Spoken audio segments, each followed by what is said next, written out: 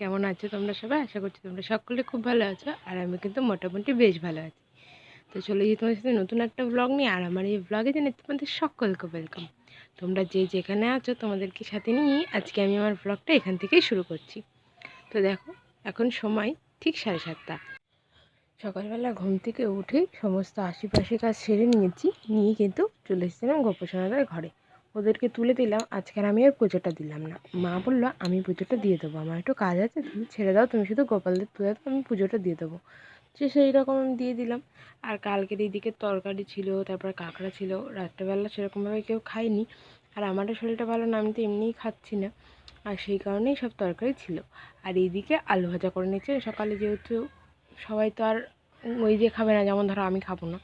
তো সেই কারণেই আলু ভাজা করছে না। আজকে আর বেশি রান্নার কিছু ঝামেলা নেই। আর কালকে তোমাদের সাথে ভিডিও শেয়ার করতে পারিনি, তার একটাই কারণ, আমার মুখের ব্যথাটা না খুব বেড়েছিল। বাবা আমার মুখে একটা গুঁতো দেয়, ও খেলতে খেলতে এসে না আমার মুখের পরে পড়ে। তখন ওই জায়গাটা একটু বেশি ইনফেকশন মতো হয়ে গেছিলো, আসলে রক্ত বেরোচ্ছিলো, এই কারণে প্রচণ্ড ব্যথা ছিল। কথা বলতে খুব প্রবলেম হচ্ছিল। আর কথা বললে প্রবলেম হলে আমি ভয়েসটাই বা কী করে দেবো বলো। তো সেই কারণেই আমি ভিডিও দিতে পারিনি। প্লিজ সব কেউ কিছু মনে করো না, সবাই একটু ক্ষমা করে দিও। আবার নতুন করে ভিডিও চালু করছি।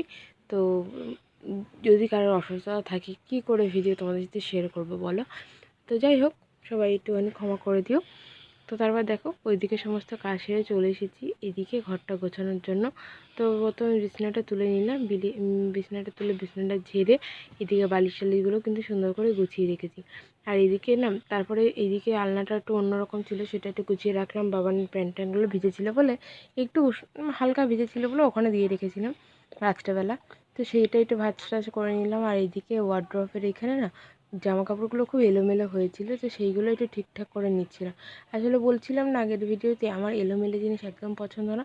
তো সেই কারণেই সেইগুলো একটু ঠিকঠাক করে নিচ্ছিলাম। আর এরা একটা জিনিস নিতে গেলে একটা জিনিস ফেলে দেয়, এই জিনিসটা আমার খুব বিরক্তি লাগে।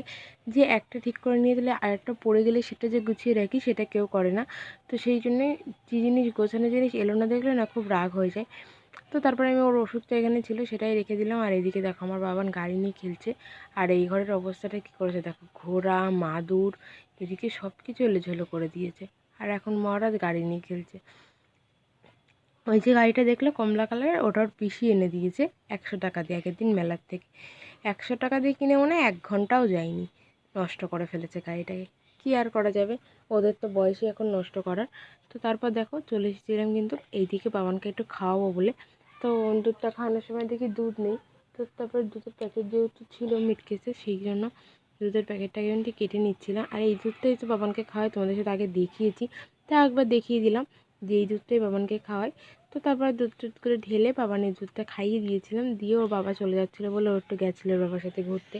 তো দেখো ওই যে আসছে গাড়িতে করে। তো তারপর বাবা ওকে একটা চিপস কিনে দেয়, চিপস বলতে আমার কাছেই টাকা দিয়েছিল, আমি কিনে দিয়েছি একটা চিপস। আর এবার বাবানকে আমি ঘুম পাড়িয়ে দেবো। তো ঘুমিয়েও পড়েছিল। আর এইদিকে আমি চলে এসেছিলাম ভাত করার জন্য। তো তারপরে আমি এসে দেখে আমার শাশুড়ি মা অলরেডি ভাত বসিয়ে দিয়েছে। তো আমি এসে জাস্ট চালটাই দিয়ে দিয়েছিলাম। আর এদিকে ডিম সিদ্ধের জন্য জল বসিয়েছি, ডিম না সরি, কলা সিদ্ধের জন্য।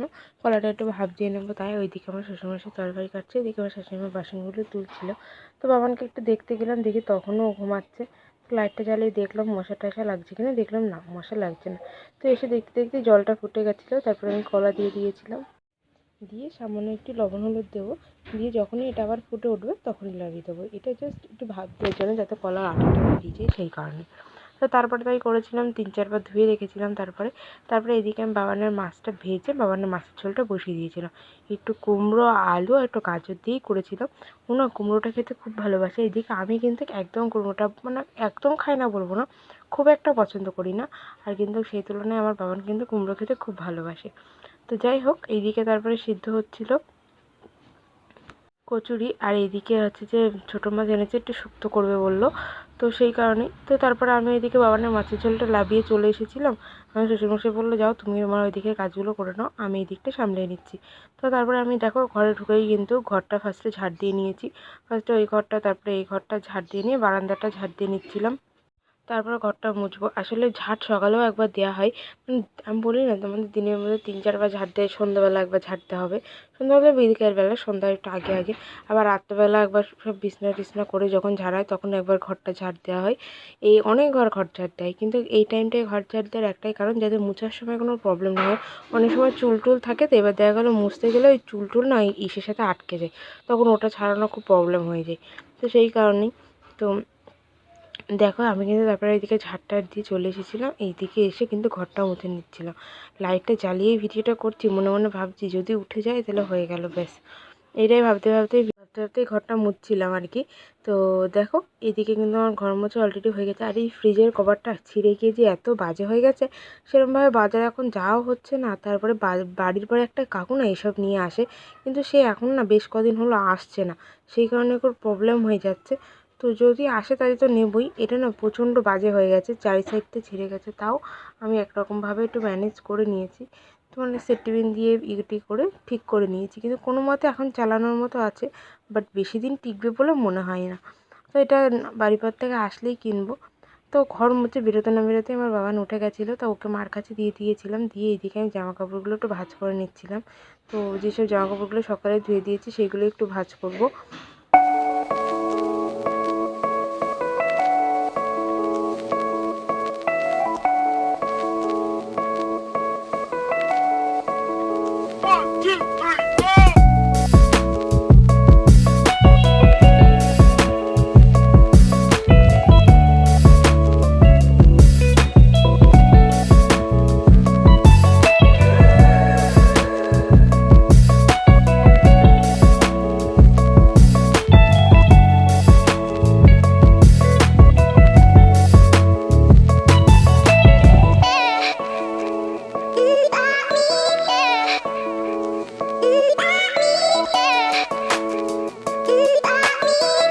তো তারপরে আমি জামা কাপড় কটা ভাঁজ করে নিয়েছিলাম, নিয়ে এইগুলো সুন্দর করে ওয়ারড্রপে সাজিয়ে রেখেছিলাম।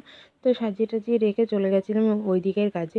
আমি ভাত টাতগুলো গুছিয়ে নিয়েছিলাম, শ্বশুরমশাই রান্না হয়ে গেছিলো। আর এইদিকে দেখো মুখে কিন্তু আমি সেই ফেসিয়াল প্যাকটা মেখেছিলাম, মেখে নিয়ে এবার আমি গ্যাসটা সুন্দর করে মুছছি।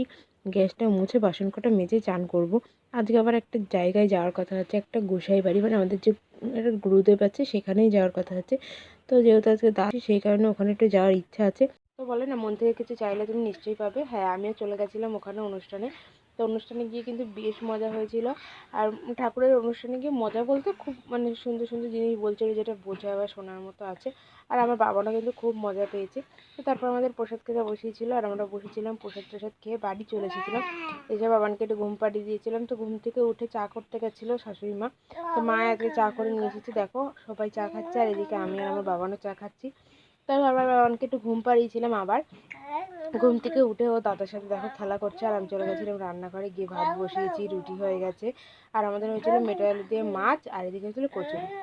এই ছিল আজকে সারাদিনের ব্লগটা, তোমাদের সাথে শেয়ার করলাম। ব্লগটা কেমন লাগলো অবশ্যই কিন্তু কমেন্ট বক্সে কমেন্ট করে জানিও। যদি ভালো লাগে থাকে please like comment share subscribe করে দিও। সবাই ভালো থেকো, সুস্থ থেকো, টাটা।